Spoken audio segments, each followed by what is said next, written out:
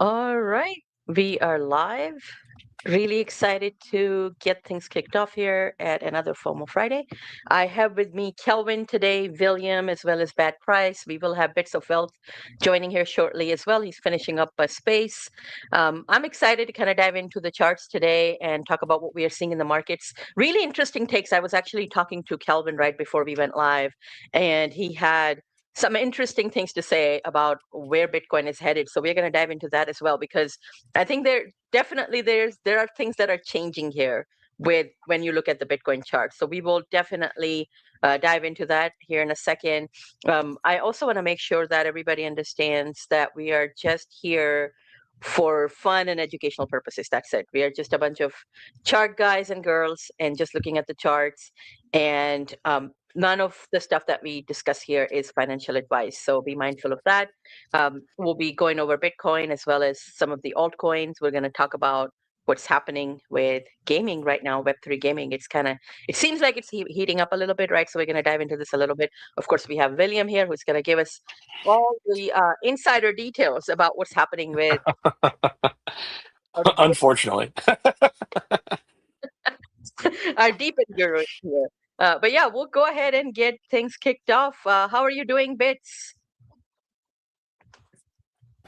Hey, can you guys hear me? I'm configuring the audio here. Hold on. Sound beautiful, Bits. You sound beautiful. Okay. Yeah, but you're probably hearing yourself though, because you're coming out of my speakers here. That's exactly what I was actually referencing. Yeah. So. There we go. You should be good now. But no, I'm good. I was just jumping off of the wolf space. I'm like running around here. But no, it's looking like it's gonna be maybe a fun day for us today to look at some stuff. Yeah, absolutely. There is a lot of stuff that we can cover. How are you doing, Kelvin, today? I'm doing pretty good. Interesting price action over the last week or so. So it'll be fun to chat and see what everyone thinks. Yeah, absolutely. William, how about you? Yeah, I mean, similar to what Calvin said, I think the price action's been interesting. We talked about that on the Wolf Crypto space today. Lots of depressing stuff going on in DePIN right now, so I can't wait to dive into all that. Absolutely. What about you, Bad Price? How is everything in your world? Bad. Bad. Oh yeah, mind, no, bad sorry. memory. Yeah. I was It's look, good. I was It's that looking bad. at a trade. No, Already. No good, worries at all. good chilling. It's been somewhat boring in the crypto space. I trade other markets, so there's been plenty of action going on, like in the futures market and equities and all of that. But crypto's been kind of boring, just still chopping around. If you like degen plays, there are definitely a bunch of decent degen plays out there. But as far as the majors go, just been pretty Mhm. boring. So yeah. Yeah, no, absolutely. There is definitely when the markets are kind of heating up a little bit, right? And everything starts to move, then meme coins are absolutely ripping at that point. So there is that. Of course, another thing to remember is every single time this happens, it's so much fun. Every time we have um, Bitcoin kind of topping, like you have meme coins just making some crazy runs. It's almost like it always ends with that. So this is something that we have to be mindful of as well. XRP runs, and then you have some of these meme coins running, and then of course market tops out, and then yeah. So it's very, very interesting to see that. I'm going to bring up my chart because there were a few things that we were also discussing during our stream last time. So I want to go ahead and bring this chart up real quick before I start passing the mic around, because everybody will be doing their own TA and what they're looking at in the market. So there's going to be a lot of stuff for you all to kind of learn from. And it's going to be exciting because I think we are all looking at um, similar things right now. And yeah, so here we go. Now let me move everybody down below. And also want to remind everyone, if you haven't already done that, please go ahead and like and retweet the space. Also, leave a comment in the comment box. It's going to help us a lot. We want to get as many people up here as we can. I've sent it to some of my chat groups already. I'll be sending it around a little bit more here. But this is really what I was looking at during our last stream that Bits and I had, and Bits of Wealth and I, we were both basically, we are looking right now we are within the range, right? And this is where things can get interesting because a lot of people are looking for setups and they are confused. Okay, is it going to go up? Is it going to go down? So it's really good for us to kind of wait for a good, clear direction. And it's not to say that if you're using, especially if you're using market maker method, I mean, you have intraday setups every single day. You're going to probably find a lot of trades. I mean, here, this was a beautiful trade as well. You had the daily open, and off of this, you had a pretty beautiful trade to the upside. This was another trade right here that you could have taken. And if I was watching, I probably would have taken it as well if it was not in the range. Because it's in the range, I'm not really interested in it. But this was a beautiful trade to take. This was also a valid trade to take. Notice, though, remember, this is something that I always say. When there is no retest of certain levels, price is definitely coming back down to retest it. Oh, I'm And the watching price, yep, Oh, yep. So this is not healthy at all. And so be mindful of this. Like, I would have really preferred if the price retested this and retested this, then we would be like, okay, probably going to the upside here. So something to consider. This is a very dangerous long setup, but if you caught it and you're in profit, then yeah, that's great. Good for you. I do believe we could, like, this is another area too that we have that is not retested, which is this 91.5. We have the weekly open as well. So those are two areas to kind of watch potentially for setups. And we, of course, this big crash we had left a lot of fair value gap to the upside. There's also a fair value gap right here. So price could potentially come back up here, and we get a nice little setup. Ideally, though, I still would say I would love to see this going to 100 to 102K. And these are two potential setups, right? So price comes back down here. Maybe we take a long setup. Maybe it won't even go as far as this high, right? Maybe it will just reverse here or maybe here. We don't know. But it could be a short-term long setup right here, setting up. And then, of course, we have two potentially short setups up here, long setups down below, short setups potentially up high. And look at it this way, though. We are all pretty much on the same page that if it does hit this level, probably coming down very aggressively in both cases. So what I can tell you is that with a very high certainty, very high probability, if we do hit this level, if this is not already the top, which this could be, and I'm going to let Kelvin chime into this in a little bit here, because him and I, we were talking about it, how this could potentially be the top. Maybe we won't even see that upside again. And there are good reasons to believe that. And so if that is the case, then it's not looking very good. Another thing that Bits and I, we keep bringing up, and I can't emphasize enough on this, please look at what happened here in 2022, or in Q1 of 2022. We are in a very, very similar setup right now. And this could be playing out. And if it is playing out, I mean, it was 2 months of green candles, right? So potentially we could see something similar here. January closing green and then February closing green, or maybe January closes red and then we get February and March as green months. So just remember, this is it's looking very similar to what we are seeing right now. Remember how it hit this 50 EMA and then price retraced, and then it kept kind of hitting this until it kind of closed above 50 EMA, and then it crashed from here. And so ideally, I'm looking for something like this, right? And if it was to happen, because this is what happened, we just had the first touch of that 50 EMA. It still has not touched this other EMA above. I believe it's 60 EMA, if I'm not mistaken, or 20. I think it's 20. But if 50 EMA was tested, the first test of it had a huge reaction off of that level. And so ideally, you want to see this maybe hitting a couple of times, and then maybe even closing above it, and then closing below and then crashing. So that's a possibility. Also remember, this was a level that we have repeatedly been discussing during our live streams. This is the 87.5, which is your monthly open, your yearly open, your quarterly open, and also the weekly open for the first week of January, right? And so just remember, these are the things that are important. These are big levels that you need to be watching out for. And then it also had this lower band, which I like to put in, and they work out beautifully on higher time frames. Look at how, like, there was a lot of confluence to kind of go long here. 87.5. We were talking about this move quite a bit. I did not catch it. Again, not interested in these kind of moves because my bias is short, right, for long term.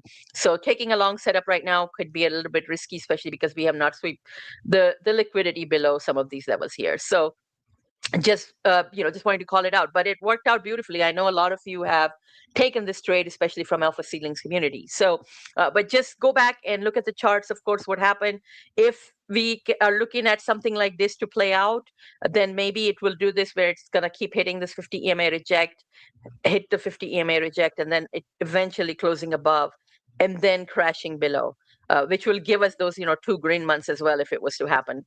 So really, if it does happen this way and we do go above it a little bit, I mean, alts and meme coins are going to run like crazy. So there's going to be a lot of opportunities there.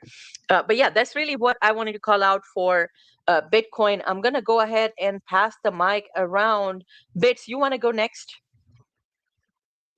If you have your charts ready. Yeah, let me pull it up. Give me 1 second.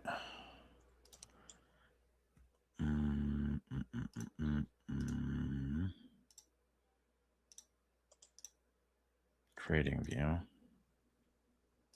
Bam. Okay.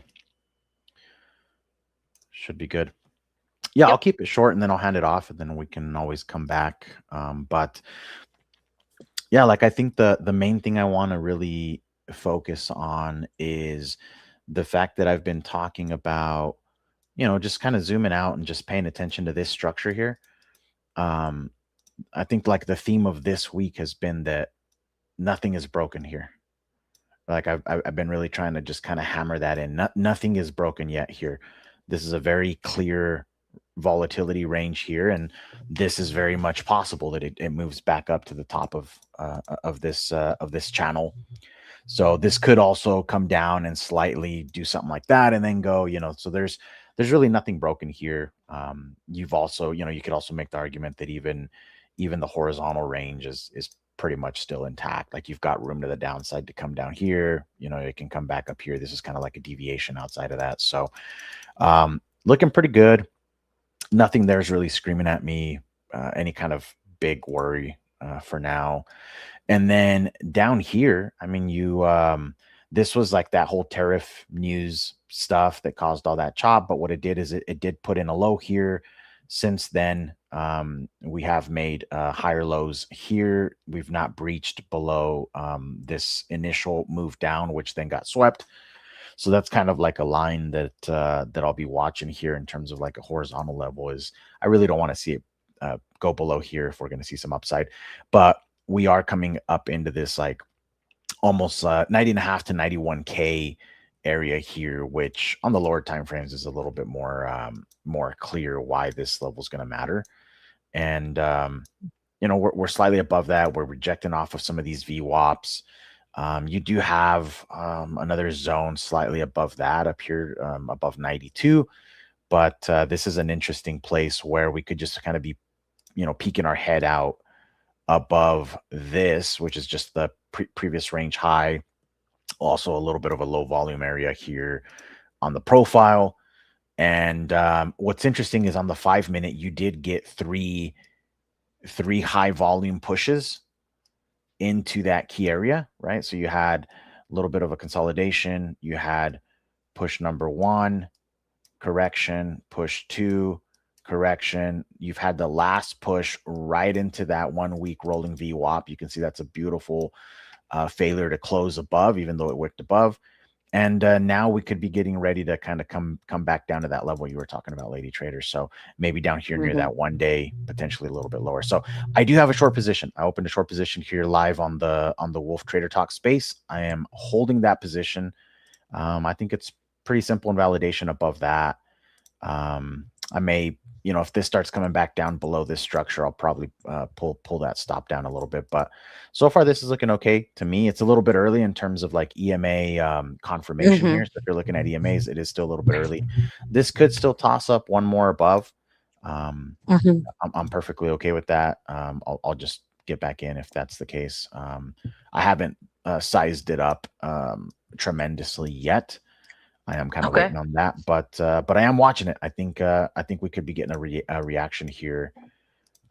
So let's see what happens there.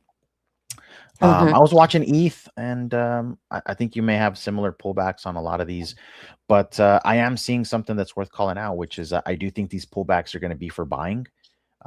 You put in these lows. Since then, you had a nice move up, came back down. You basically filled this imbalance from that tariff day shenanigans, right? So you kind of filled some of that. Since then, you put in a higher low, you swept that as of today. And not only did it sweep it on the 1 hour, you also then put in a higher close and a higher high on the 1 hour. So you do have a potential to kind of shift that structure and head back up here on ETH as well, a little bit higher. So I'd be watching ETH just for a pullback into either into these VWAPs here or just somewhere above this high. And if it does that, you could be getting that continuation back up, moving into these VWAPs. So ETH might be a nice little long play after a pullback here. But yeah, we're probably going to get a similar pullback on BTC. Same thing. You got a higher high and a higher close compared to this structure. So in my opinion, any kind of pullbacks here are probably going to be for a continuation of that. So that's really what I'm looking for. I'm kind of seeing that across the board. This one, Sol doesn't look as strong right now. LTC, you can kind of make that a similar argument. I took a LTC short last night and woke up to a full TP on that. So entered LTC short over here, had my TP here. It closed me out right around the time I was waking up this morning. So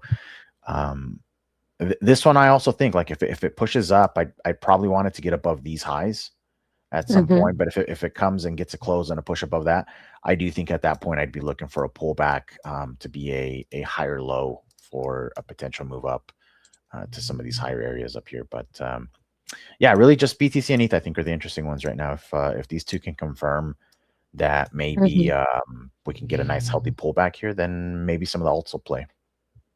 Okay, so your short is basically just a foot soldier right now. Correct. Not a full position. Okay. Not a full position, foot soldiering, and I am completely happy to long on a pullback, and then I'll make a decision to either close out that short or at least move that stop on the short to end profit.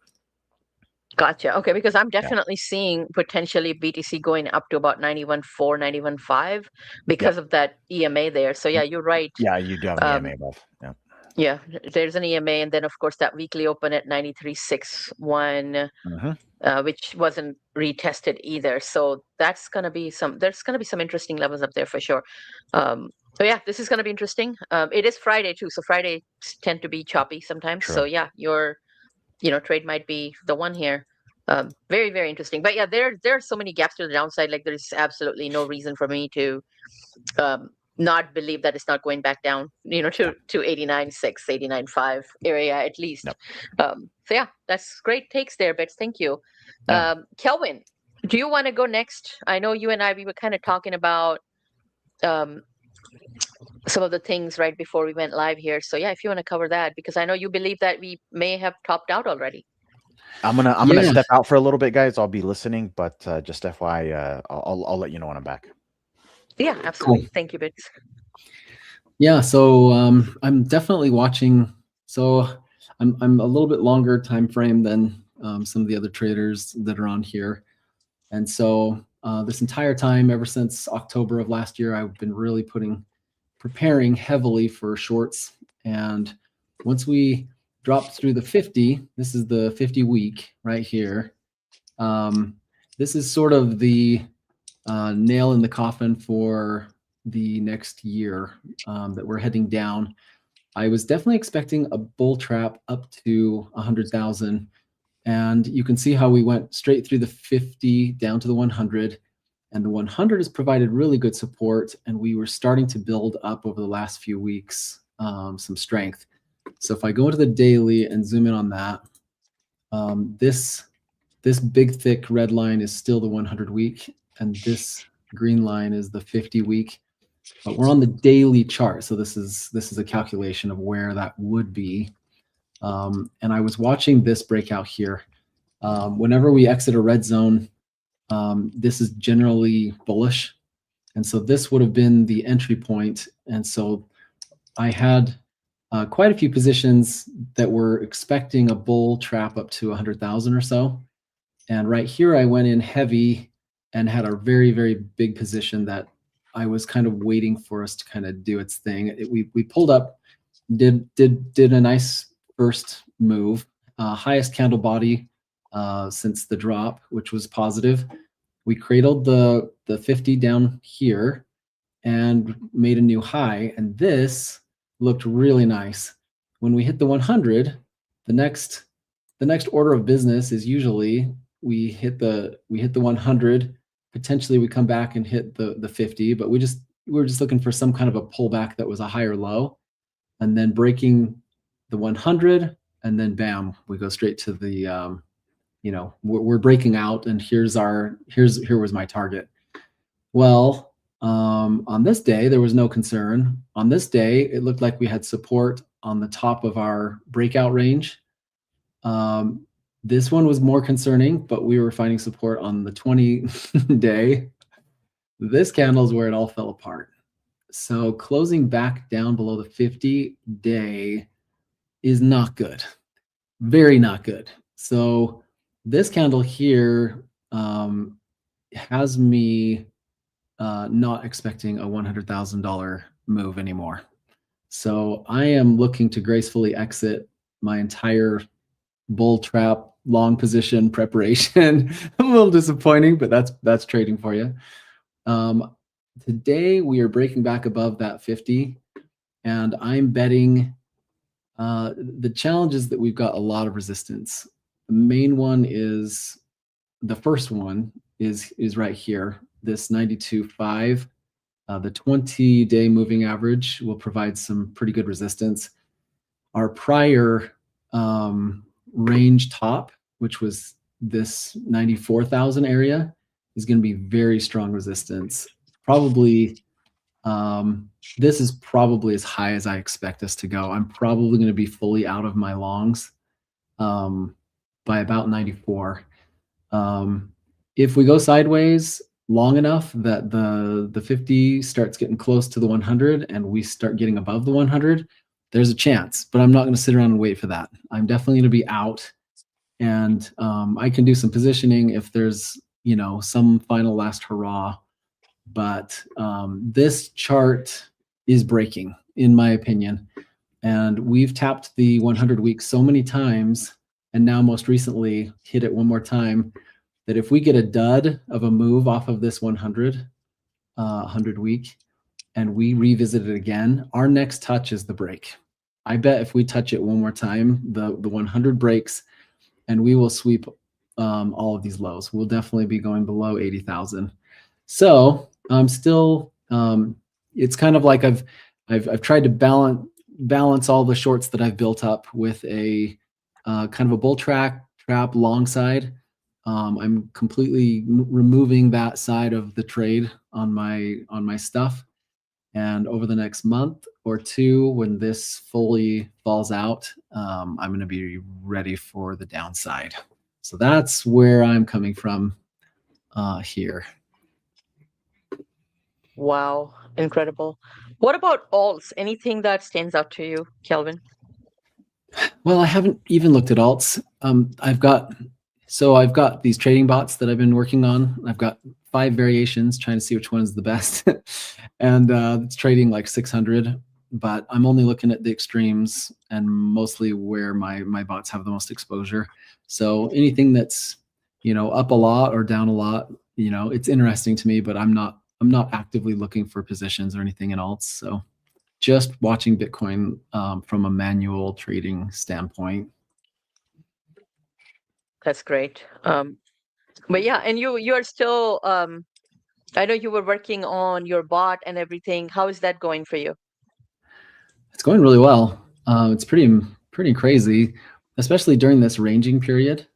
It was pretty wild.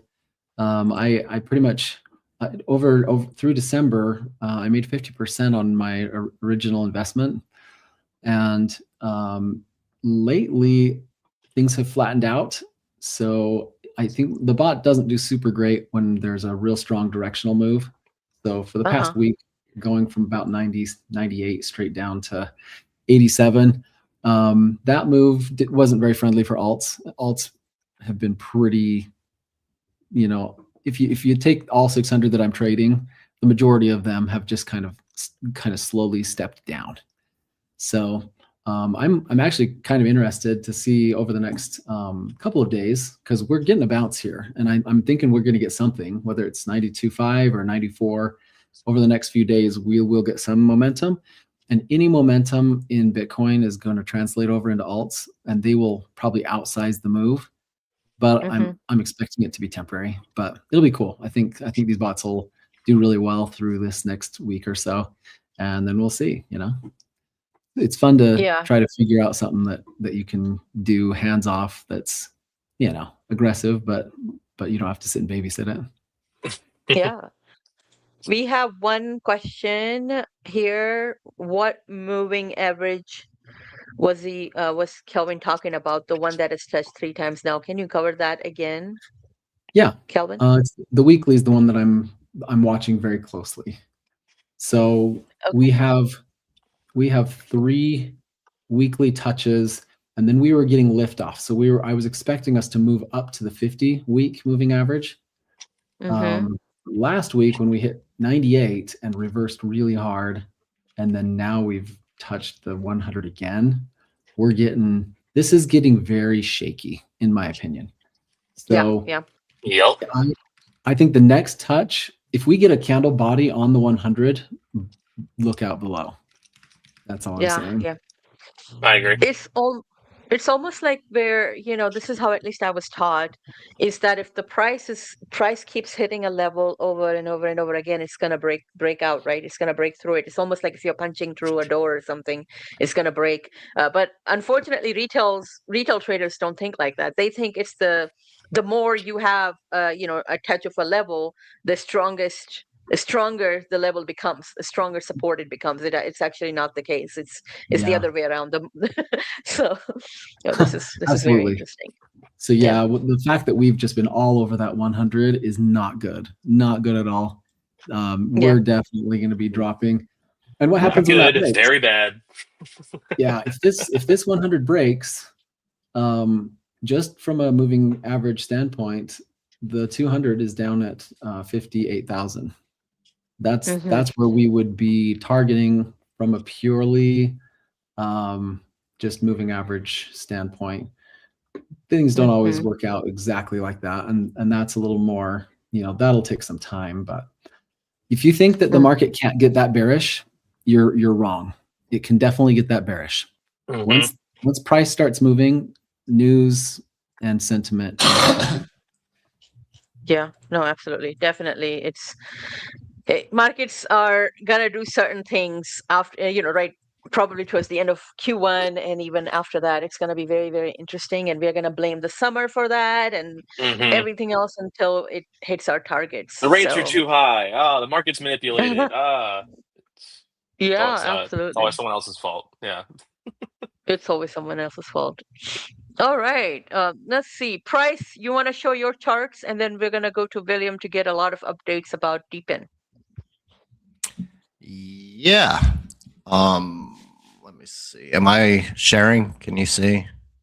Yeah, let's see. My chart. And let me bring it up. Yep, right here. There we go. There we go. All right. Sorry, my charts are always real messy. I didn't have time to like I said, I jumped from I jumped from the wolf space straight over here. I was like, oh God, I should clean this up. But also I should probably in the future change the color of my candles so people can like see them better when I do these live games. So hope everyone can see my candles and stuff. Yep. But okay, cool.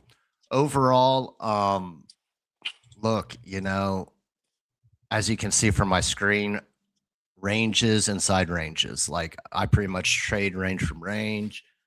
Bitcoin especially like just loves to move from range to range. Like quick example, on this dump down, right? Like we kind of caught around this lower ranges point of control. Price did wick down to this weekly support zone that I had. Tapped it pretty much perfect. Caught a bounce off that. Hold on, let me see if I can't do something real quick. So I did play a long down here. One of the things that really sold me on it was, well, we have that confluence that I just mentioned, but also it's a failed push down, right? Like, so if just VSA, right, volume spread analysis will show us that there was a divergence between the volume that was printed and the actual spread of the candle body, right? Not the wick, the body, right? So they try to push it down and on volume, and it pretty much failed. Whenever you see that, you know, you can pretty much expect higher prices in the near future, right? Again, massive volume, very small body. There's the divergence there. Caught along on it. I'm pretty much on the same page as Calvin, to tell you the truth. My thesis was a short squeeze to a bull trap, right? Really, though, I wanted to see up here, like this zone up here, right? Around like 107, 108, you know, maybe wick up to like 109, 112-ish, somewhere in there. That's really what I wanted to see. Obviously, this 100K zone was also kind of like first target point. We almost got there, but not quite, right? So yeah, I mean, it is what it is. And ever since then, we've just been chopping around in a range. So overall, right now, when I look at like the higher time frames, to me, they still just okay. So I got a couple questions in my head that I've been tossing around. Is one, are we flushed out, and are we going to see that move higher? Right? Are we still going to see that? You know, short squeeze to a bull trap? Because this move up here was kind of weak, to tell you the truth. Like there wasn't, you know, as much liquidations as I wanted to see. Another thing about it is I really thought that we would come down and sweep these lows, because again, there's a lot of longs still sitting comfy down here, right? And I just thought that would provide the fuel that we needed to kind of squeeze higher. We would have to take out those longs. A bunch of shorts would pile in, see if they get trapped underwater, you know, squeeze them out, and then just start making our way, squeezing shorts out, you know, because there's still a ton of shorts that are sitting comfy from up here as well. So yeah, that's kind of, you know, my train of thought on it. I really felt like we needed to see that sweep of the lows to get that. Right. Just because we've built up so much resistance above us. You know what I mean? Yeah. Yeah. And, you know, we didn't get that. And now I'm like, okay, well, it's still in the playbook. Like, we could still see it. But was that last move, like what Calvin just got done talking about, was that kind of the short squeeze, right? Because like he was saying, he was looking for a squeeze up to like 100K. And we got close. We got real close to it. So that's one thing that I'm kind of, you know, contemplating, because, you know, if we get back down there, obviously I'm just going to have to see what my indicators look like when we get down there. Like, are we flushed out, right? Because if we get back down there, will it be like completely flushed out? Like, when I look at these higher time frames, you know, like let's look at the 3-day, you know, right here, momentum, right? Momentum's just been continuously printing lower highs, right? And it's starting to look a bit flush. Like, I mean, how much of a lower high can we pretty much print, right? It seems like it's played its course. But still, it doesn't look good. The main thing to me is pretty much like money flow, right? And hold on one second. Let me get rid of one of these things. Oh, wrong one. Yeah, so it's just been steadily trending lower on higher time frames. 3-day, 2-day gives you a good idea. Just boom, continuously trending lower. Daily, boom, continuously trending lower. Weekly still looks horrible. we haven't even crossed like, the zero line yet. Mhm. So yeah, I'm just gonna have to see what it looks like if we do get that push down. What everything looks like. Like, will it be flushed out, right? Mhm. Um, so overall, that's just kind of where I'm at. I tend to not trade fair value areas, and right now, we're in fair value. Even lower time frames are starting to look a bit better. You know what I mean? Money flow starting to trend up. Looks a bit flushed out on the 4 hour, 2 hour. You see it's already starting to turn. Momentum starting to print. Higher lows. Mhm. Right. And here we are right now. Currently, we're at the tippity top of this range. Will we catch a rejection here, or by some miracle are we going to actually break out? Like, I think you did a very good job earlier, mentioning like, oh, we kind of didn't see that test that you wanted to see, right? Mhm. Mhm. Right. That is kind of always dangerous, but it's something that isn't just, written in concrete, right? Like, breakouts do Mhm. happen without retests like that a lot. Yes. But yeah, it is good Yeah. to see that. It is good to kind of see that retest, that confirmation. But yeah, so the lower time frames are starting to look a bit better. The higher time frames still look bad. The question Mhm. is, do they look so bad that they are starting to look good? I don't Yeah. know. I don't know if we're there yet. My edge lies in overextended price action. You know Mhm. what I mean? So that's why, like, I don't Send tend him to. my 2-minute rant. Send him my 2-minute There you rant. go. There I you was go. gonna Did you get do to that. it? Is it about that? Yeah, yeah, Was it but not. about? Yeah. Yeah, but what you're talking about is maybe slightly different, which is like overextension on a technical level versus yeah, I was basically like poking fun at the guys that were, because a lot of the macro dudes are saying, oh, everything's at all-time highs. BTC basically went negative for the year, closed red, right? It's like it's down.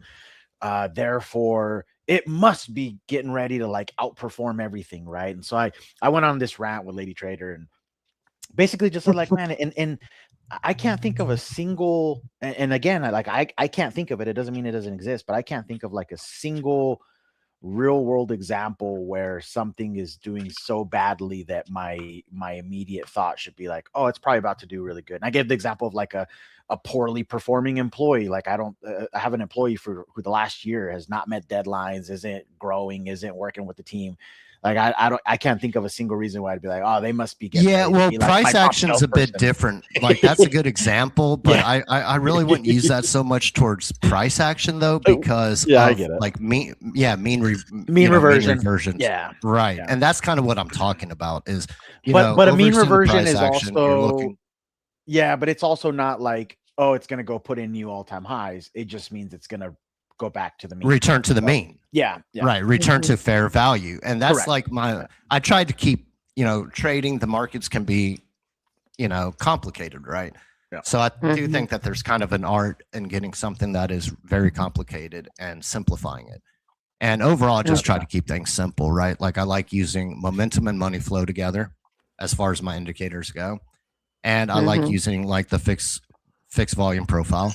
Mhm. And basically overextended price action. I'm not trading fair value, right? You can look at this as like a bell curve, right? The volume profile.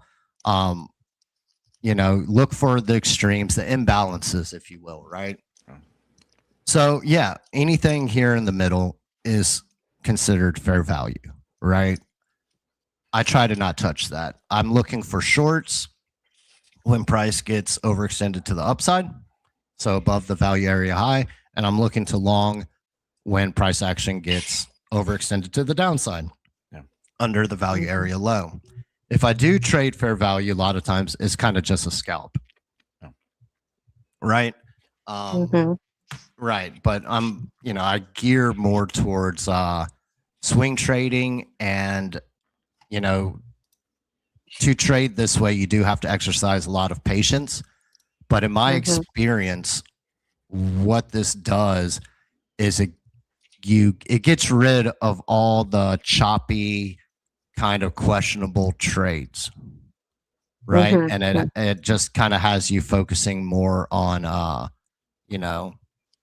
the better, higher probability trade setups. And that's why I especially prefer when you're swing trading too, Price. Sorry for cutting you off. I was going to say swing trading to me is a little bit more relaxing because of that. Because you can rely on your indicators a lot more because the longer let it cook. Let it cook. Exactly, let it cook. You get a lot more confirmation and verification of your thesis. Yeah. So again, a good example is kind of like don't touch it in fair value. The flip game, right? I don't know if you've ever used this example. Like flip cup? No, like just flipping, like flipping Pokemon cards, flipping sneakers, right? It's like you really don't want to be loading up. I mean, you can load up at market value, which is like your fair value, but that just means you're gonna sit on them, like you're gonna leave them in the closet or your storeroom longer until they extend up into a premium. Yeah, and you can get chopped up. You're going to have to deal with a lot of stress. Like, look at this. If you entered anywhere in here, you're probably stressed out. You're waiting. If you got in anywhere down here, you're chilling. And even though you exercise patience, once you kind of start getting in the swing of it, you're almost like a lot of times. Yeah, he's doing good. I take it for a walk all the time. You end up kind of always in a trade, right? Like you long down here, okay, boom, hit your TP1, move your stop to break even, boom, get above the value area high. Okay, you hit your TP2, you take the majority of your trade off the table. I activate a trailing stop, and now I'm hedging that with a short because I'm above the value area high. So now I got a long that's still on and a short, right? And just kind of do the same thing. Like, in this example, this short would have gotten stopped out in profit, right? The long would have gotten stopped out. We bounce right back above the value area high. I'm in a short. I do the same thing backwards. Down here, I'm looking for a long. I got both open. Short gets stopped out, and I'm just sitting through the chop in profit, waiting to see if I get stopped out back at break even or if it moves higher, right? The thing that was interesting about this is, because I can move this fixed volume like all the way across right now, right? I chose to leave it where it is just to kind of show that this was trappy. Like I have heard some people being like, oh, it really wasn't that trappy. I'm like, this looks like a range breakout.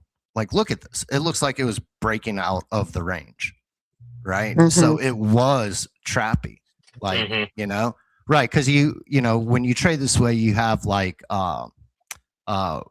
moves that do like range expansions, right? Like the range might start off smaller, and then you get kind of like a move higher, like right here. But it wasn't a breakout. It just kind of expanded the range a little bit, right? And then boom, we reverse right back, revert right into the mean. Wait till you get overextended again. And then you have actual breakouts where it starts breaking out of the range. This one completely looked like we were breaking out. You know what I mean? And even when it started consolidating pretty well. And then it was just like, nope. So it was very trappy. So that's why I'm like, okay, was that it?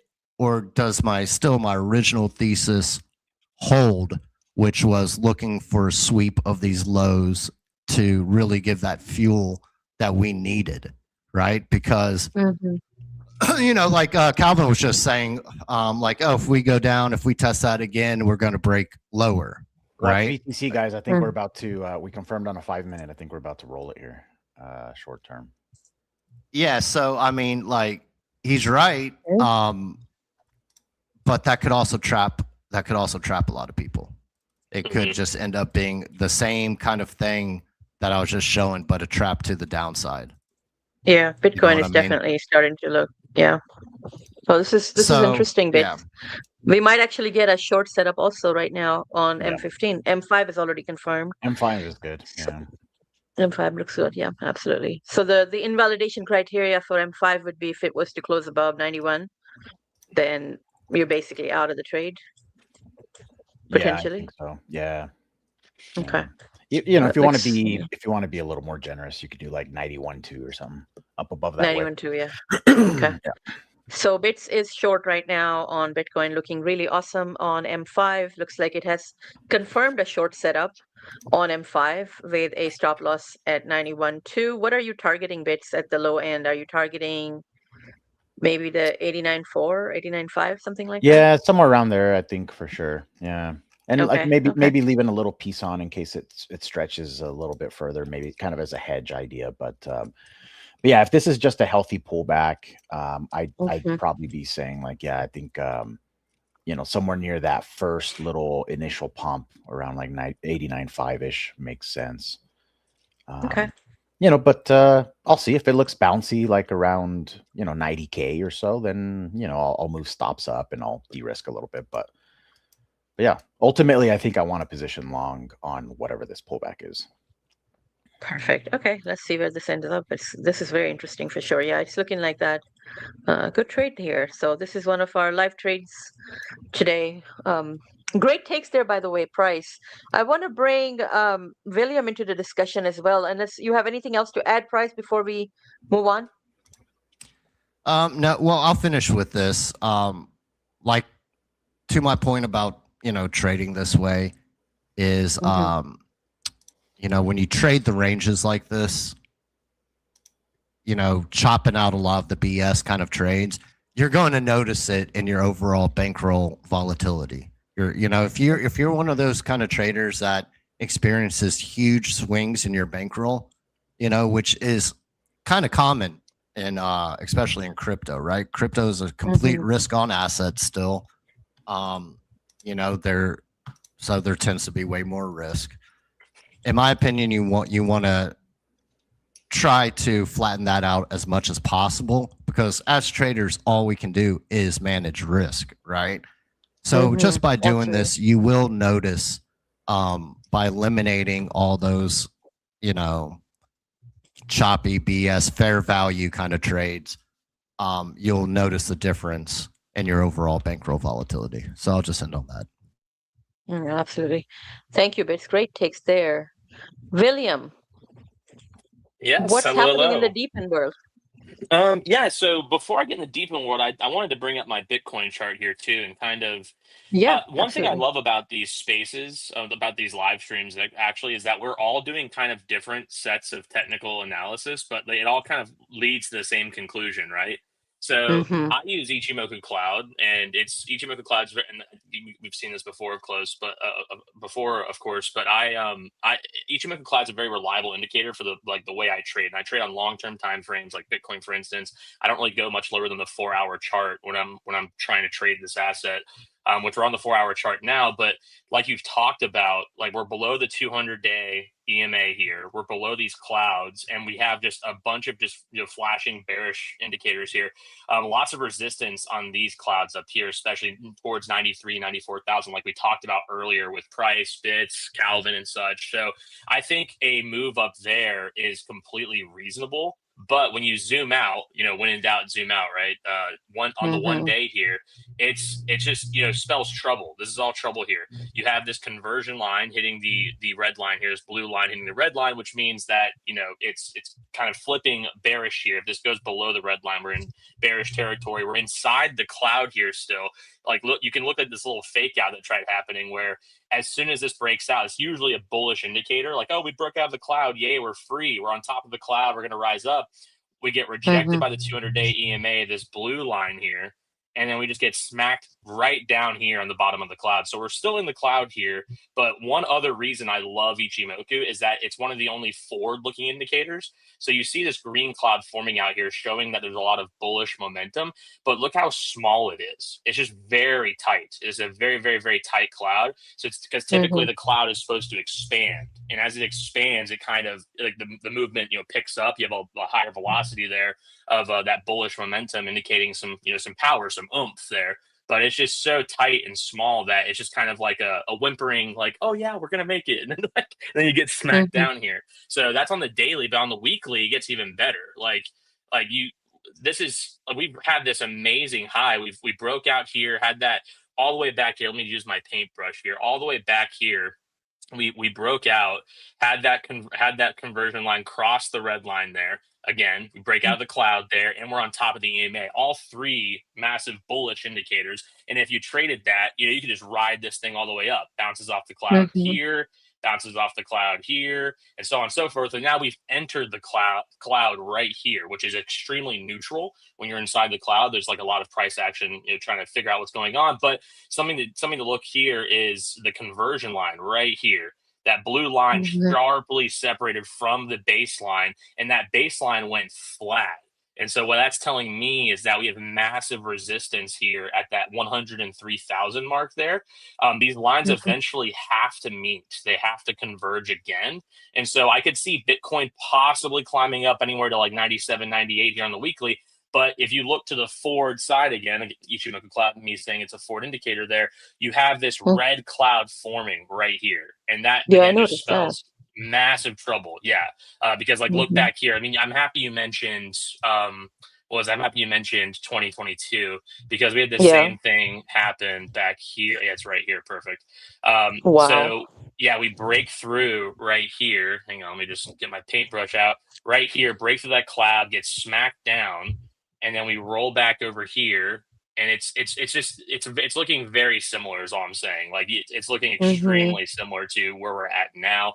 Obviously this cloud is just massive. And so here's the 200-day EMA. I get 63,000. So if we break through this cloud, I'm suspecting we could fall anywhere to the 60s there. I know we've talked about it before, but yeah, I think everything I'm looking at on Bitcoin just spells trouble, which is why I haven't added anything.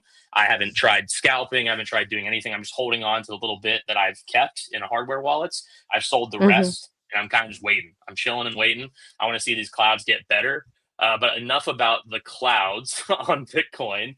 I'll go to DPIN now. So DPIN is in a very precarious place right now. So you have things like Helium, which I'll show you guys here. It's probably one of the more like age DPIN projects. The chart just looks god awful. I'm trying to pull it up here. Sorry. I mean, I can even pull it up on any chart. This chart just looks terrible. Let's zoom in on the 4 hour. And so what a lot of people are understanding and realizing right now with these older projects like Hive Mapper, Helium, and a number of others is that these projects have been around for 5 years. They faced massive token dilution and just emitted way too many tokens early on. The reason they did that was to grow supply, right? So they're trying to spread their networks out. They have massive incentives, massive giveaways. And so Helium early on they dished out so many tokens, and I mean just so many tokens.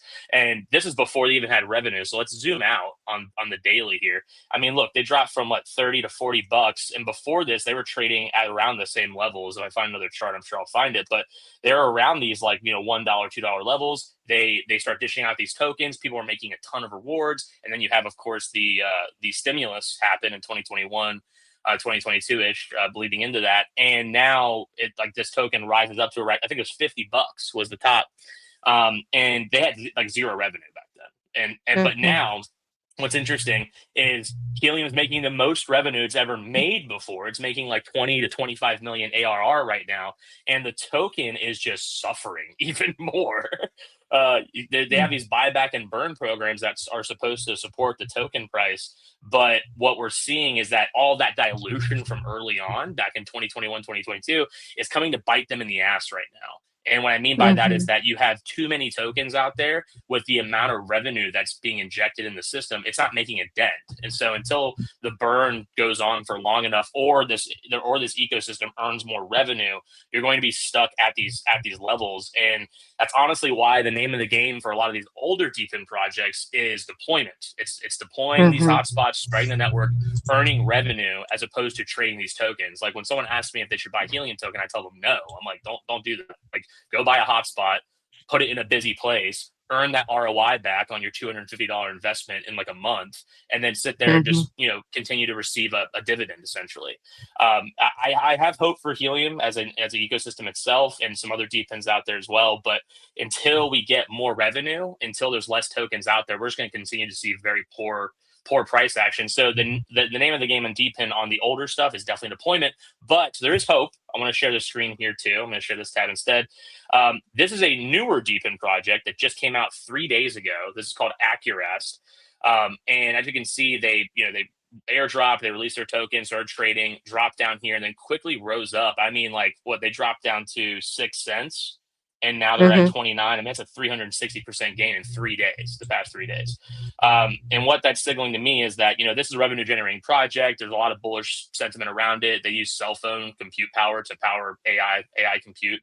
And it's pretty interesting. But a lot of these newer DePIN projects that haven't launched, that already have customers and revenue, they're kind of in a much better position than Helium was back in 2020, 2021, because like I said before, Helium wasn't earning any revenue before. They were just dishing a ton of tokens out, had a massive dilution issue. And so these newer DePINs that have revenue coming right out of the gate, that aren't having to dilute their supply away to incentivize their network to grow, I think they stand a much better chance. So you have a lot of projects that are pre-TGE right now. You have Dabbit Network, you have Wingbits, you have, these guys were technically pre-TGE 3 days ago, Accurest. And so I'm more bullish on these projects because of that, because they don't have a massive dilution issue. They can survive on the little bit of revenue or even the massive amount of revenue they have already, because they haven't had to dilute away their token supply. And so the burns should suffice around them. But that's pretty much everything from the DePIN front. Very, very bullish for the future of DePIN. We're in a very dark place right now. A lot of projects shutting down certain staking streams, revenue streams. I've seen a lot of crazy news. We talked about it last night in the DePIN happy hour, but overall, there's a light at the end of the tunnel with these newer projects. So that's everything from the DePIN report side of things, as well as the Ichimoku Cloud analysis on Bitcoin. So sorry to ramble on there. I get really passionate about this stuff. Might be a side effect of your Ichimoku, Yeah, you should put something on that Ichimoku of yours. Yeah, I'm itching, dude. That's one reason I like Ichimoku though, for my trading style. Again, it's just slow. It's slower for me. It doesn't really work on the daily or like the 5 minute or these smaller time frames. And I can get a clear idea of, okay, this is likely to happen. I'm going to plan accordingly, and it matches up with everything that you guys have all said. Yeah, it's great for directional. Bits never stops with the jokes, by the way. He always has one on deck for you, man. It's the dad joke. I'm getting the hang of it, dude. I'm getting the hang of it. Man. Yeah. Baby girl's on the way, March 2nd. She's almost here, guys. Let me know if you need a practice, man. We'll jump on some dad joke sessions and just we'll get the reps. Yeah, we can riff. I like that. We'll riff. Yeah. No, that was great. I have a couple of other things that I want to share. First of all, I want to bring up this chart. This is North Star, is someone that I think all of us at Wolf Spaces, we absolutely follow North Star, and he does join some of the spaces as well, and he has some really neat charts. So if you don't follow him, please make sure that you are following him, because a lot of times the data that he's sharing, the charts that he's sharing, you're not looking at it every single day. And so this is why I follow this guy, because I know that there is going to be, of course, I'm busy with crypto enough to where I don't really have time to do compare gold with silver, with oil, all of that stuff. So North Star does all of that. So I just go and check out his charts, because he does some great work there. And so this was very, very interesting, where he's basically comparing gold, silver, and oil. And then he has 150 years of data, and oil is currently kind of lagging behind when silver and gold is taking off. So something to look into, especially if, everybody's right now shocked, thinking, whatever happened with silver? How did we miss it? And I can tell you, my mentor, Kelvin Ryan, he was buying silver when it was sitting at, $15, $14. This was years ago. Yeah, but me he was too. Accumulating. Me too, lady and so, trader, yeah. See, that's how it should be, right? And so you gotta be looking at those things early enough. So when what he's talking about makes so much sense here. So I definitely encourage you to take a look at it. I do see the yearly chart is still a little bit ugly on US oil. So there is that. And so I'm thinking maybe we do come down a little bit here. for short term before we take off. I don't know. We'll have to see. Because this is actually what it looks like right now. So it's like a very clear, sort of like a double top, right? So maybe we can retest this area, or maybe a little bit lower, and then we can, like this area maybe, and we buy if we can get this entry. Of course, it could also fly here. You don't know. Yeah, But if the right, weekly Ichimoku, I was going to say too, doesn't look too hot on oil on WTI. yeah, It's yeah. very iffy.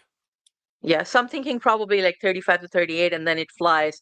But this is really, really Mhm. interesting to look at.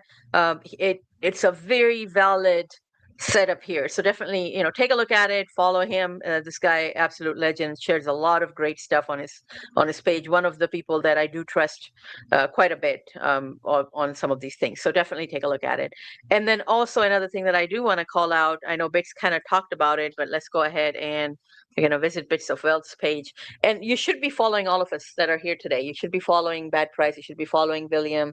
Should be following Calvin and Bits, of course, because they all share really great stuff on their pages. And Bits also does daily live streams around Asian sessions. So you'll be catching a lot of live trades. As you saw just now, he did take a Bitcoin short as well, which is in profit currently. So a great guy to follow. But one thing that I would really Hold on, encourage you stop, to stop on my watch. picture. Stop on my picture, the one I just put out. I just put a My nice little picture. Yeah. This That one. one. Yes. When trading, don't forget to exercise patience. And then the dog's got the little scarf with patience on it. That's patience. funny. Exercise patience. So, I mean, yeah. You gotta exercise patience. Yes, absolutely. No, this is definitely true here. Yeah, but this is really like a video from yesterday that Bits posted. It's a snippet. It's a 2-minute long video. This is going to change your life. You gotta listen to this because there's just so much happening on crypto Twitter, and what it's talking about is how you shouldn't be just going with what other people are saying about the yearly close and how Bitcoin performed last year. Because it was down, everything else was pumping that Bitcoin is going to go up. Like just watch it. I'm not going to get into the details here, but I definitely encourage you to watch this video. And some people should be watching it twice a day. Like I said that. Twice a day. You should be I can setting. name You need to people. set it as your alarm in the morning. Yes. Watch it in the morning, and then when you go to sleep at night, watch it again. But I can even name people who should be watching it twice a day, but I'm not going to name them. But this is a very, very interesting take. So probably one of the best videos out there. Yeah, it's frustrating because this kind of content should be going viral. Like everybody should be sharing it. So please share it. I'm very I don't share things on my page because a lot of times it's like Twitter can ban me for spamming and whatnot. So I'm cautious about what I retweet. But man, this was retweeted. I retweeted it as well. So make sure that you do that. Make sure that you retweet it, like it, comment, all of that. Give it some visibility. This is a great video to watch. If you don't like heavy to... sarcasm, though, you might not like it. Yeah, that is true. No, it's. I mean, it was explained so well. With real life examples, you could relate to it. So definitely watch it. So this is just a meme. So before I get into some of the meme plays that we've kind of got into in the Telegram community, and by the way, you can join Telegram community. It is free to join. There is no cost associated with it. Just send us a DM, myself or Bits of Wealth, and we'll get you added. It's a great community to be a part of. Lots of great alpha hunters there. Lots of great plays that we all share in that group. So this was actually one that we did call out at about $4 million market cap, and a lot of people got into this psyop anime, and also these meme coins. They are complete trash, most of them, right? They're going to be rugged at some point. So be cautious there. I'm not associated with any of them. I'm not advising them. I'm not part of them. I'm not their KOL, not their ambassador, none of that. I'm just getting into some of these plays and basically just making some money, right? And so this was actually a pretty awesome trade that we got into around 4 million under, and then it gave us a beautiful 3x return. I know most people have taken profits already with the moon bag still intact. So this was a beautiful, beautiful trade that we all got into, along with a lot of other trades that we did find. I mean, there were some big runners the last few weeks, hundreds of X's on some of the plays that we got into. So really awesome meme coin run so far. I am currently looking at this one here. This is a fire horse. I think it's like the year of the horse or something, if I'm not mistaken. Yeah. And so I'm watching this area right here, probably around 500 to 400K. Like if it does come back here to about 500K, I may be taking a position, or even if it comes down to about 400K, anywhere here really, I'm interested in buying it maybe for a, couple of X's here. So definitely keeping an eye on this one, the Fire Horse. And let's see, Soul Boy. This was actually one that a lot of people are talking about this one. And we did get into this one. We had the first call was, I believe it was somewhere here, if I'm not mistaken, but then it did come down. So a lot of people did take profit here, but this was really a level that I specifically called out that this is going to be very interesting level. And we were way up here somewhere when, this level, the price wasn't there. But a lot of people got into this as well. And yeah, look at this. Look at it. It was a beautiful trade off of this level. So some really good, awesome meme coin plays. I don't know where this is going to end up. Again, meme coins are super risky. But these guys, they seem to be onboarding some good KOL. Some, like at least one person that I know is a very genuine KOL, like somebody that I do trust a lot. And he was the one who actually sent this to me. And I'm like, okay, I know I trust this guy. At least it's not going to rug right away. Of course, most meme coins are going to rug, right? But that person, he's not like a malicious meme coin KOL who will just buy and dump it on his community or anything like that. He has very similar ethics. That we basically share. Both of us have very similar ethics. So this was actually a really awesome play, and it's been working out so far beautifully. So we'll see where this one ends up. Of course, it all depends on the markets as well. So this is something that that I'm watching. And then this is another one that I'm watching, RADR. I'm watching for this level. I'll probably take a position here, either at 1 mil or a little bit under, and see if we can ride it all the way up to about 2 mil or maybe even higher. So this is Yeah, it another looks one. like you might get your entry on that one. Yeah, That's yeah, the last absolutely. candle. Yeah, man, that thing looks like it wants to come back. It wants to come back down. Yeah.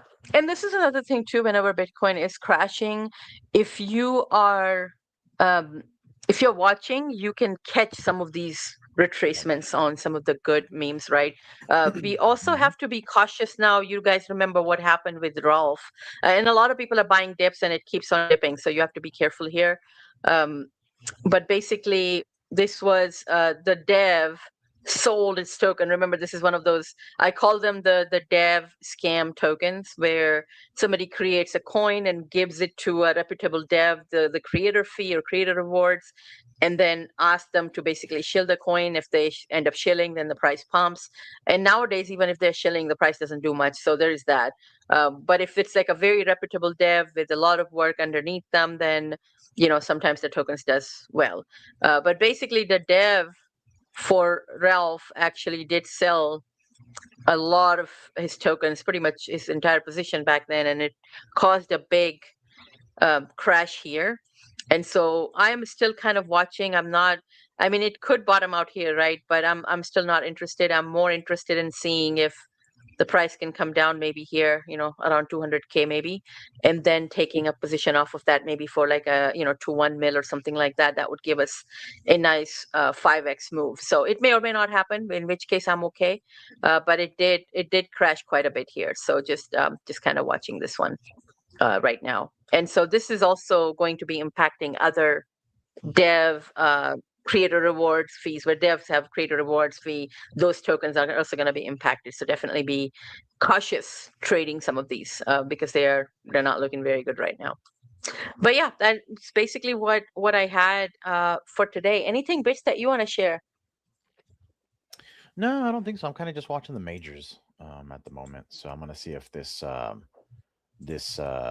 BTC short idea plays out and goes to target, and then if I'm able to, I think if we get the pullbacks on BTC and ETH over, over like the rest of today, maybe even tonight,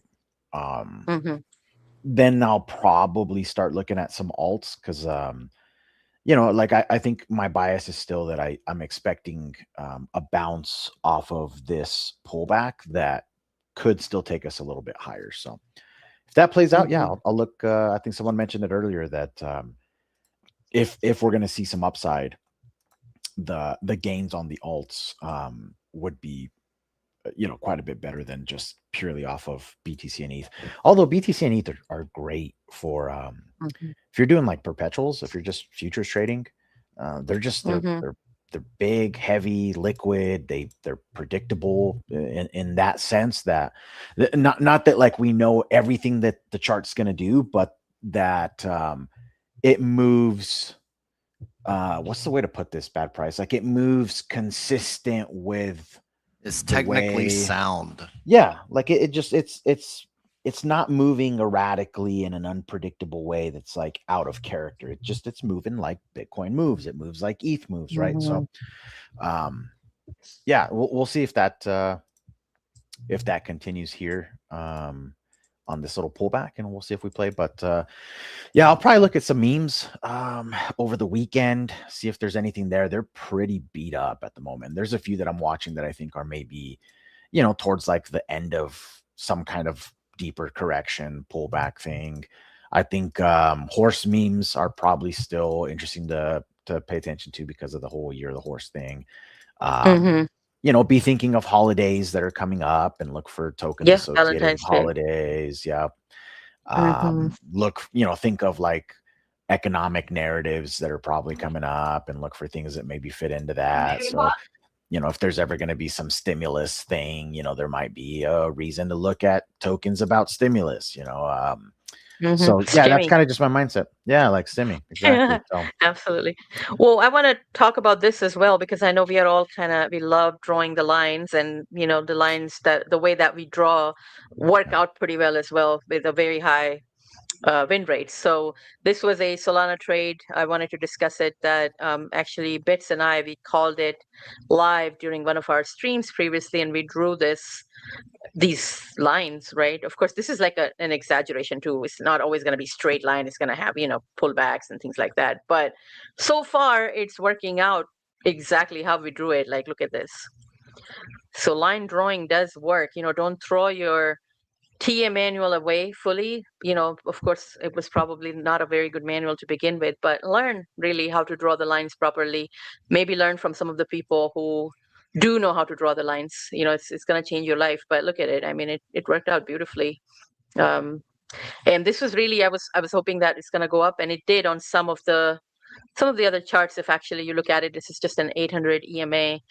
So if you look at the Binance chart, for example, it did go over this 800 EMA, just exactly how I drew it, right? So it's definitely something to watch out for, because this was called out when we were just sitting here right here, right? Way ahead of time, right? And so because everybody was thinking this is it, we've bottomed out here, people were buying, generational entry, where the heck are you going to find this kind of an entry? And then of course it gave us an entry, and I did take this trade. I didn't run it all the way up because of the holidays, but I did catch most of the move on this one. And so did not catch the short yet, because I was, I'm still not fully convinced that BTC is done, even though a lot of people are now starting to say it is done and it could be. So I missed out on this one. But again, no worries at all. There's enough, trades in the market. So if I miss one, I'm not going to FOMO in. But yeah, it's working out well so far. Let's see if we can, if it comes down here. I don't know if it will here. Maybe it will catch a bottom here. But look at it. This is also very interesting. Price has not retested the yearly and monthly open yet on Solana. So it's very close to it. It makes no sense that it will reverse here. It has to come back down and retest this one. So we'll see how this one plays out here. But yeah, these lines, I mean, look at it.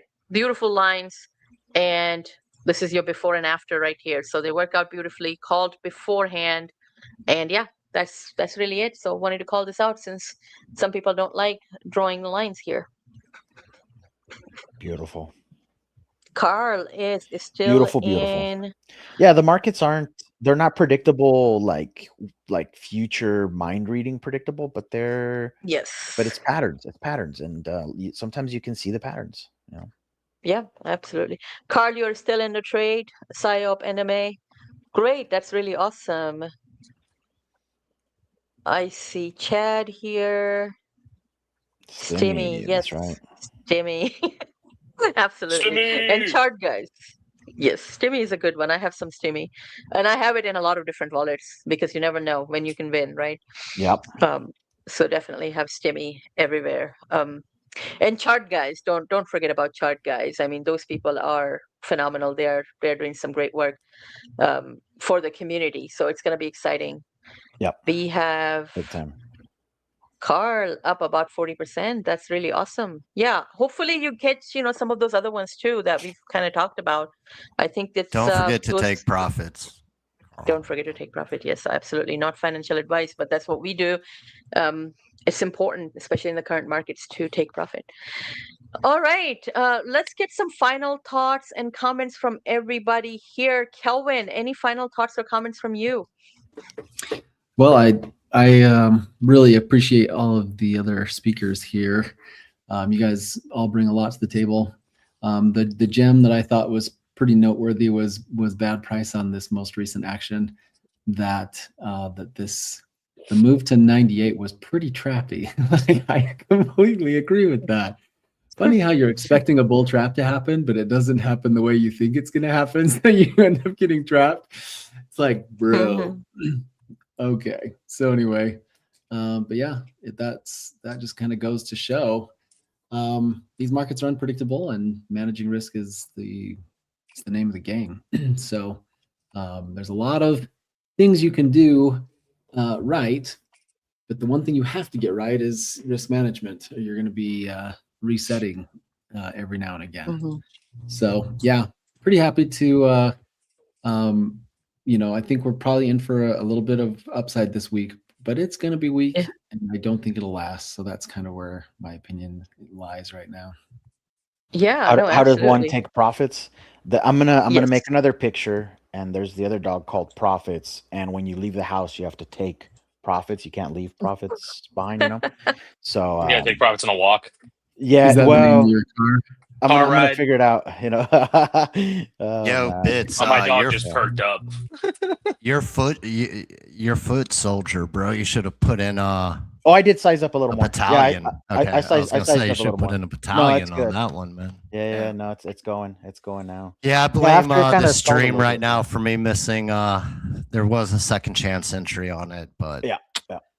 I It's all missed it. good. Look, I I'm missed it. probably retiring after this one, so I don't know if I'm gonna be streaming anymore ever again. And yeah, Oh, You're taking your dog congratulations! profits on a I'm just taking profit, long taking walk. my dog profit with patience, and we're just not coming back. This is fun. No, definitely take profits. That's this is something that don't round trip your bags. It's not the best way to do it. And I have round tripped, and sometimes I do still round trip if I do Don't leave feel like, home okay, without this is gonna profits. come back up. But yeah, take Yeah. some profits. At least take your initials out, right? That's important. And by the way, make sure that if you have Solana Seeker mobile phone, which I have, it arrived after a few years of ordering. But they did give you SKR airdrop. So if you have not claimed it, make sure that you go in and claim it. You could have received anywhere from maybe $100 to about $9,000, depending on the tier that you're part of. So there was a nice airdrop there that you could stake those SKR tokens and earn rewards. I'm thinking that there could be more future rewards as well that will come out of it. We don't know. A lot of people in the community in Alpha Seedlings also got into SKR trade when the token was launched. So again, I'm going to sound like OTG, but congratulations if you are in that trade and you caught that move, because that was pretty phenomenal. I did not catch that move, but I did get the airdrop and I did stake my SKR. So I'm definitely happy with what I got. Nice. So yeah, definitely do that if you haven't already secured those. Also on the Solana Seeker front too, I was gonna say there's several like DPIN apps that you can get for like completely for free on there, and I think there's like boosts to the maybe some extra airdrops on there. So look up things like Token Run from GeoDNet. That's a big one on there now. And then there's 375 AI is also integrated with Seeker. Okay, that's great. But yeah, we need to get you up. I know we've kind of been talking about it, so I'll have to bring you up. Maybe next week you can come in and educate us on DPIN, and maybe we can talk about some of those really awesome plays that people can get into early for an airdrop For sure. as well. Yeah, just shoot me a DM. Shoot me a DM. Yep, we'll do that right after Solana this one. Seeker. That's why they call them Solana Seekers, because you're always seeking the bottom, but you can't quite find it. Yeah, still in SKR, but already took principal back. That's awesome. Great trade there, Carl. That was really awesome. Let's see. Price, any final thoughts or comments from you? Yeah, okay. reminder not to chase, right? If you miss a trade, you miss a trade. Example, Mhm. we're getting off that last spaces at Wolf, and I mentioned to Bits like, oh yeah, it's a good short entry. I will be looking for. It looked like it was going to give a second chance, like Mhm. entry, right, in the real short term. Hopped on this one. We started doing this thing and just kind of missed it. You know what I mean? And kind of kicking Mhm. myself right now because it did bomb pretty nice. It would have been a nice, quick, at least scalp right here, right? Like Mhm. I'd probably be taking some profits and moving stop right about now. Mhm. But Mhm. I missed it. It's all good. It happens. I missed the entry. I'm not about Mhm. to chase, right? So, Mhm. just a reminder, don't chase. And also, it's FOMO Friday, so I gotta give a reminder on OPSEC, especially in this space. It's a Mhm. pain in the butt, right? But man, if you've ever had a wallet drained or been hacked, anything like that, it is so painful. It's Yep. so Yep. painful. And yeah, and it's like, if you've never had that happen, man, try your best to not have that happen. Use burner laptops. Mhm. Like just like I even, I've mentioned this in the past. If I'm out and I need to get my phone charged, I won't use someone else's charger. Well, especially if I don't know the person. If I know the person, yeah, you know what I You don't know mean? where their Mhm. chargers have been. Yeah, exactly. Well, I love that also, shit. Yeah. yeah. Talk to some hacker guys and they can explain about charger cords and yeah, how they can get you on that. They can definitely get you on that. There are charger cords out there that, you know, have a lot of Mhm. tools in them. And, you go charge your phone and that person has, all your bases belong to them. So, Well, most chargers nowadays, because all smartphones, the USB cable actually has a little chip inside of it that does the power management regulation, right? So like when your phone is full, it shuts off, so it doesn't keep trying to force. But yeah, what Price is saying right. is it's Yeah, not they hard put for other people to put chips. other chips in They there. even Yeah. they even sell these cords. Like Oh you yeah, don't you have to can be order them. some Oh yeah, yeah, you 100%. don't have to be some Mhm. like super hacker or whatever. You just need Mhm. like $80 or something, and you're like, oh, cool. Now, hey, anyone need a charge? You know what I'm saying? So You need a charge? You need a charge? yeah, Yeah. yeah, Over We're here? gonna see yeah. Bad Price at the crypto events offering charging Like, for hey, Anyone need hey, free your charger? phone, your phone, Free charger your over phone here. looks Free low on a charger. battery there. Here. Yeah. Oh, No, how much are you absolutely. Free holding? charger. Yeah, here, use this. But no, You I'm just saying, it's wild out here, man. It's wild. Like, I always try to tell people to about like just don't show money online. You know what I mean? Like, yeah, if you want to post like your gains or whatever, do it in like percentages or whatever. You know what I mean? Mhm. It's just not worth it in my opinion. Like, especially like I've been saying this for years, and lately, it's starting to come home to roost. We're seeing these stories pop up left and right about like big crypto influencer gets kidnapped, guy that was bragging online about how much he made in crypto gets his door Mhm. kicked in and tied up. Like, it's wild out here. You know what I mean? And Yeah. it's not going to get better anytime soon. They are destroying the dollar. Okay, Mhm. I'm about to go into a rant. Anyway, point is just be careful out here. Yep. They're Absolutely. destroying the OPSEC is dollar. My top. goodness. They're destroying the dollar. Yeah, that's good. That's You good. know, every But it's true. And as it happens, people are going to get more and more desperate. Like, I Mhm. ranted about this on Wolf Spaces like a year and a half ago or something about like, that's why we saw like this meme coin cycle that we saw, because it was the most degen thing ever. Like, there's millions of coins out there. People are just spinning them out of thin air. The real winner this cycle, every cycle, there's always a winner. It's never who you think it's going to be during the bear market, right? It's always ends up Mhm. being just something out of left field. The real winner this cycle was Pump Fund, right? Like those It guys is, yeah. completely printed, right? And Yep. they, it's because it just is a reflection of the times. People are willing to get rugged left and right and just continue to go back because they're willing to take these huge gambles just to try to get ahead a little bit. So, Yep. yeah, so that's my point. It's not going to get better anytime soon. If you're profitable, even if you're not, if you just have any kind of money in this game, just tighten your OPSEC as much as you possibly can. Yeah, And I hope they absolutely. send Bitcoin to zero, like in the next couple of days. Just send this to absolute zero. Oh, What a trash coin! Like it's yeah.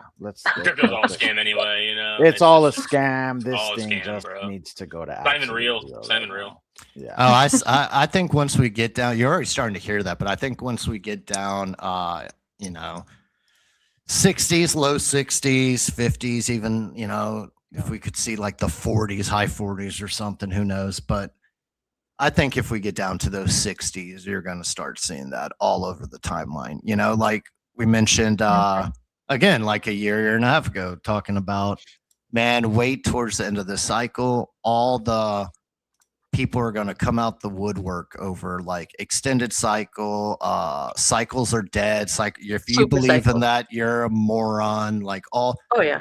And we knew it was going to happen because it happened last time. Yep. Right.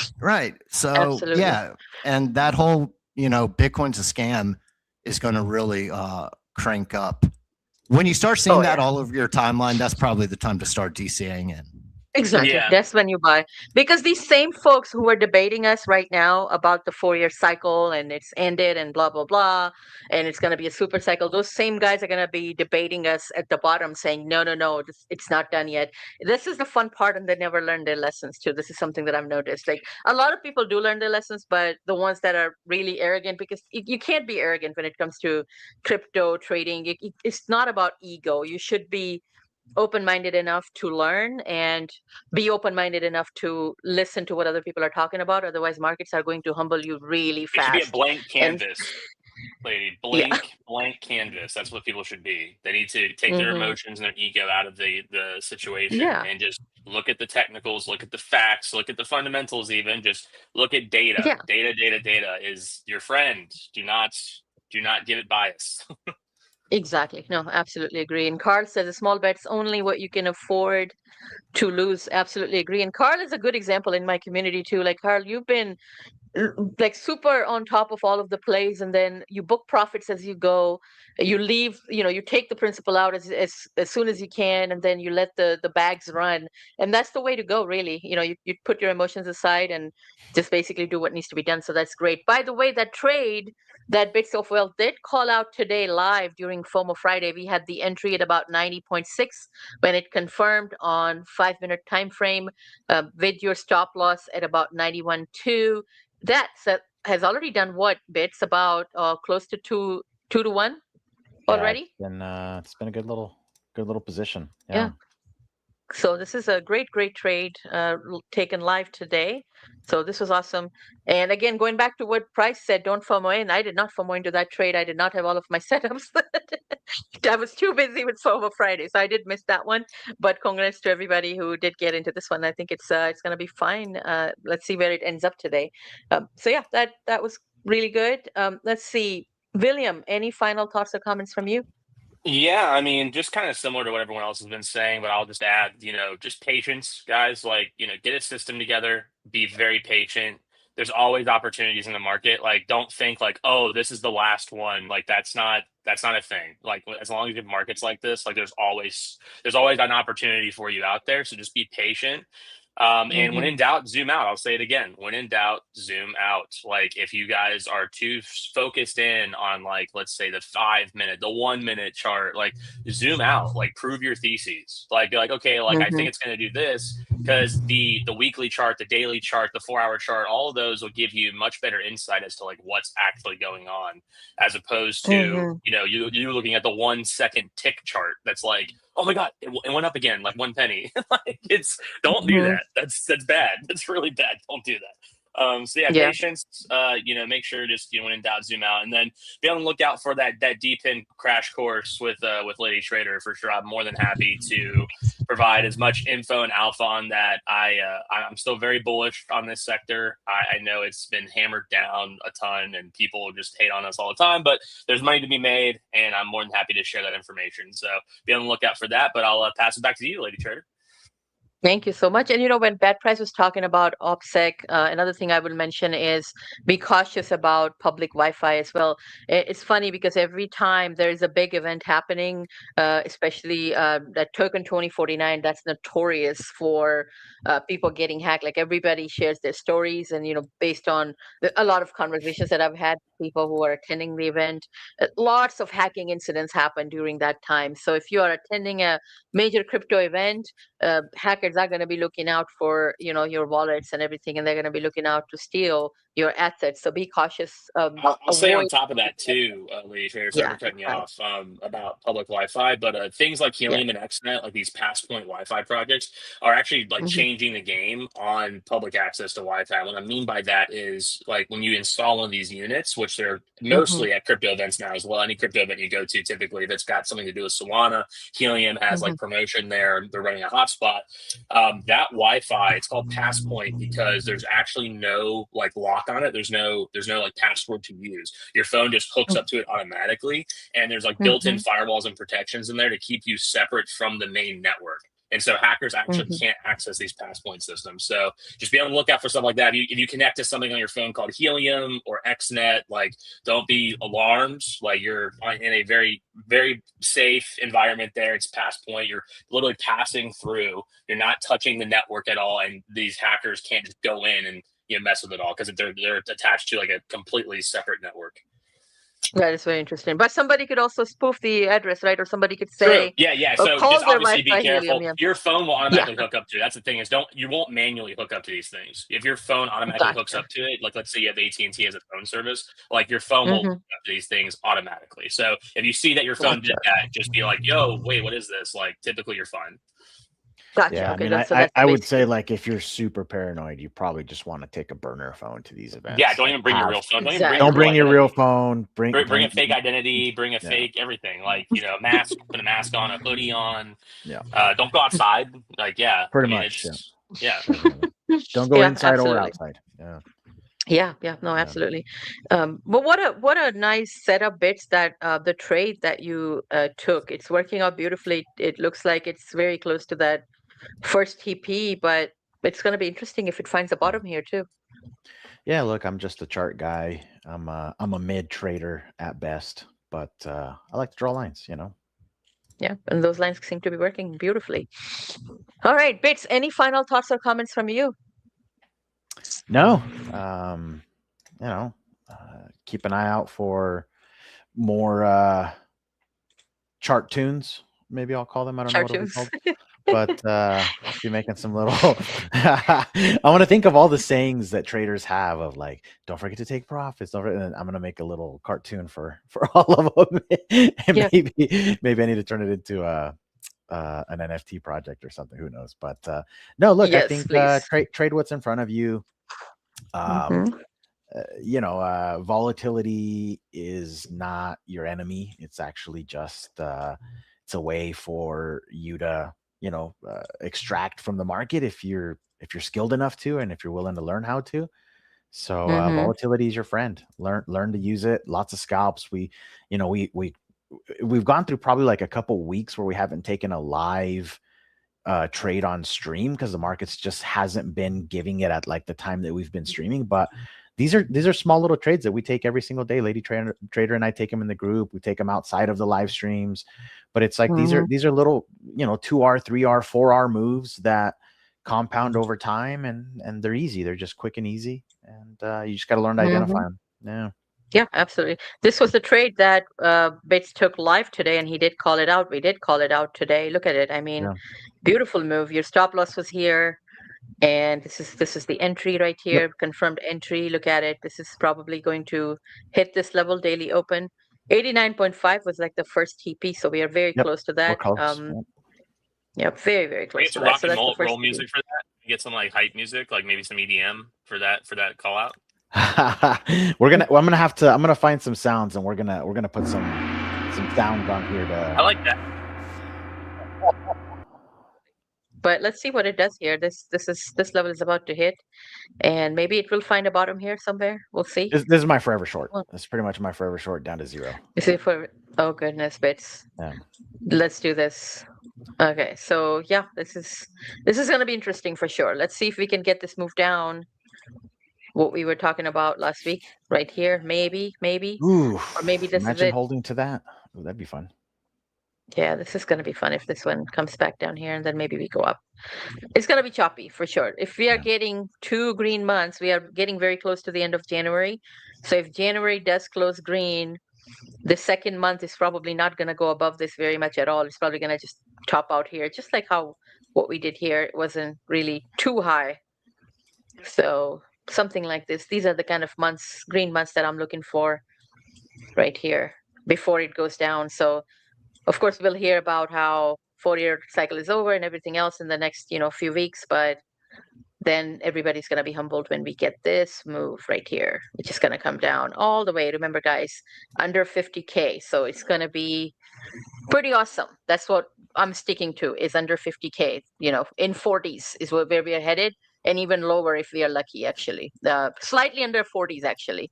37,000, 38,000 would be great. So let's get there very soon. I'll But we take are any getting of very, very close. the. I'll take any of like the 444, 555, 444, 333, 222 type numbers. Yeah, those are Yeah. going to be the good numbers. They're coming up. They're coming up. All right. Well, thank you so much, everybody, for joining today. This was a great session. Lots of information was shared, lots of alpha. And we will be back again next week with some really Yep. awesome streams. We'll be doing our trading spaces or trading streams. And then also I'll be bringing in William to go over deepen. And Let's I think go. that's going to be, that's going to be fun. All right. Well, thank you so much, everyone. Have a wonderful rest of the day and weekend. Thank you.